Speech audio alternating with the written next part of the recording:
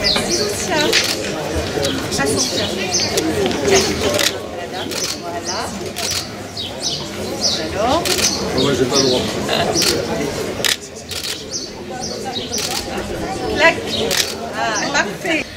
C'est avec une immense joie que les membres du conseil municipal et moi-même vous accueillons ce soir pour l'inauguration, pour célébrer l'aboutissement d'un projet qui nous tenait particulièrement à cœur, à savoir la réhabilitation des 4 bungalows de la Cité Verte et des 96 lits qu'ils abritent. Cela fait maintenant de nombreuses années que notre centre d'entraînement sportif s'est imposé comme une référence nationale. Effectivement, en plus de bénéficier en priorité aux Agenmosiennes et aux Agenmosiens, nos infrastructures déployées sur 30 hectares accueillent chaque année quelques 5000 stagiaires, dont 1600 sont issus des camps Frédéric Fautous, qui vont d'ailleurs fêter cette année leurs 20 ans au sein de la Cité Verte. Qui remercie. D'abord, remercier nos partenaires financiers qui ont cru en la pertinence de cet investissement. Tout d'abord, l'État, que vous représentez aujourd'hui, Madame Monteuil. Vraiment, vous nous avez fortement accompagnés dans cette opération. Vous avez été convaincus par l'intérêt de ce projet dès qu'on vous l'a présenté. Donc c'est ainsi que sur un montant de travaux de 720 000 €, nous avons été aidés à hauteur de 96 000 € au titre de la dotation de soutien à l'investissement local et 188 000 € au titre du Fonds vert, soit une subvention globale de 284 000 € de l'État sur 720 000 € hors taxes de travaux. Merci également au Conseil régional, chers collègues, qui nous a attribué une subvention importante de 165 000 € et c'est un projet qui aura été subventionné à hauteur de 63% du montant hors taxe. Donc soyez, vous madame et toi cher Éric, chaleureusement remerciés. Des remerciements également à l'architecte Joséphine Petitfour qui est présente parmi nous ce soir et aux entreprises dont certaines sont également représentées qui ont su transformer notre vision en réalité. Merci aux élus, Jean-Claude Catu et Patrice Rayet qui ont suivi ce chantier avec attention. Merci aux équipes techniques autour du directeur de la Cité Verte, Frédéric Kyoto, et du responsable des services techniques opérationnels, Richard Gardès, que je veux remercier chaleureusement pour leur engagement et leur implication sur ce dossier, mais aussi sur beaucoup d'autres. Plus largement, je veux remercier l'ensemble du personnel de la Cité Verte, nombreux sont présents ici, qui font rayonner, parce que ce sont eux finalement les porte-drapeaux de ce fleuron de notre commune. Donc merci à toutes et tous pour le travail que vous accomplissez au quotidien et pour l'envie que vous redonnez, que vous donnez à nos stagiaires pour revenir sur ce beau lieu. Alors aujourd'hui, avec l'inauguration de ces bungalows réhabilités, nous franchissons une étape importante dans l'évolution de notre centre. Ces nouveaux hébergements témoignent et confirment notre vision, à savoir être un centre d'entraînement de référence où l'excellence sportive se conjugue harmonieusement avec le respect de l'environnement et le bien-être de chacun.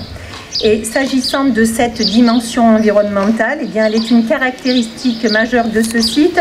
Et c'est d'ailleurs l'idée qui prévaut dans le nouveau logo, qui est une déclinaison du logo de la ville, mais mieux adapté à la Cité Verte.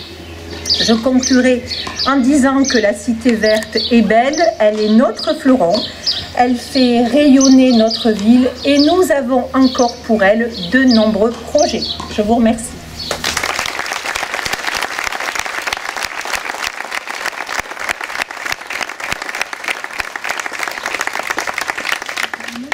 En étant ici, je peux nécessairement pas oublier quelqu'un également qui nous a quittés il y a déjà fort longtemps. C'est l'ancien maire de cette commune qui a eu l'idée de cette cité, c'est M. Dutoya. Et c'est l'idée aussi que dans la vie municipale, comme dans la vie politique en général, on est souvent dans un long continuum. Et l'action que tu mènes aujourd'hui, ben, certains l'ont permise hier, et c'est chacun qui amène petit à petit sa pierre. Et quelle pierre, quand on regarde ces investissements et aujourd'hui ces équipements, Agetmo peut être fier de cette place qu'elle a très particulière au sein du département des Landes. Il n'y a pas beaucoup, en tout cas à l'intérieur, de villes, pour ne pas dire aucune, qui a de tels équipements. Souvent, on les retrouve sur la côte parce qu'il y a des moyens d'une autre nature. Et souvent, d'ailleurs, les stages des équipes se font sur ces équipements-là. On peut être fier d'avoir dans notre Chalosse un équipement qui permet d'attirer au-delà de notre coin, de notre département, des équipes qui viennent de fort loin pour trouver un endroit idéal pour se ressourcer, travailler, préparer leur saison. Et ils sont idéalement placés et accueillis effectivement à Jettemont. Quel plaisir, Madame la maire, d'être ici aujourd'hui. Alors une petite anecdote concernant ce projet, je pense que c'est le premier projet dont un élu est venu me parler lors de mon arrivée il y a maintenant quelques mois.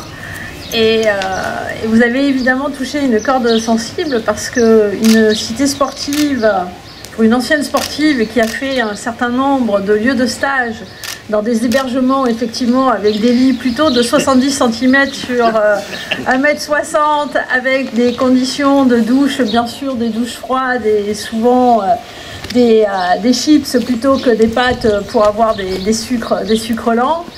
Mais au-delà de l'anecdote, effectivement, ce type d'équipement est exemplaire parce qu'on en a vraiment besoin.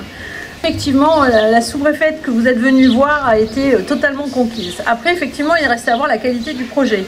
Parce que je fais bien la différence entre mes coups de cœur à titre personnel et mon éthique professionnelle. Donc, j'explique rarement les subventions de l'État, puisqu'effectivement, je trouve que ce n'est pas forcément le lieu. Mais là, je veux juste en parler pour dire qu'effectivement, Madame la maire, vous avez cité 2 subventions. Donc, c'est rare qu'effectivement, il y ait un cumul de subventions de la part de l'État.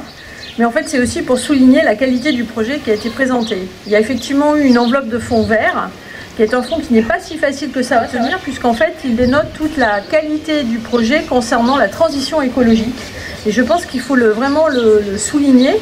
Donc vous avez eu effectivement l'attribution de ce fonds. Et effectivement, le préfet a considéré que c'était un fonds d'aménagement du territoire et qui allait servir bien au-delà effectivement des habitants de cette ville. On a pu aussi financer ce projet avec une autre dotation. D'où le cumul, parce que je sais qu'il y a certains maires et certains élus ici qui peuvent se poser la question, d'où le cumul de cette subvention et d'une subvention qui effectivement est quelque peu importante. Vous êtes venu me voir pour déposer ce dossier il y a quelques mois. Vous avez eu la subvention l'an dernier.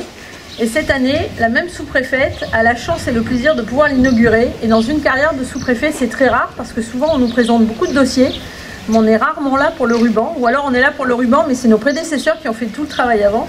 Donc Madame la maire, merci beaucoup.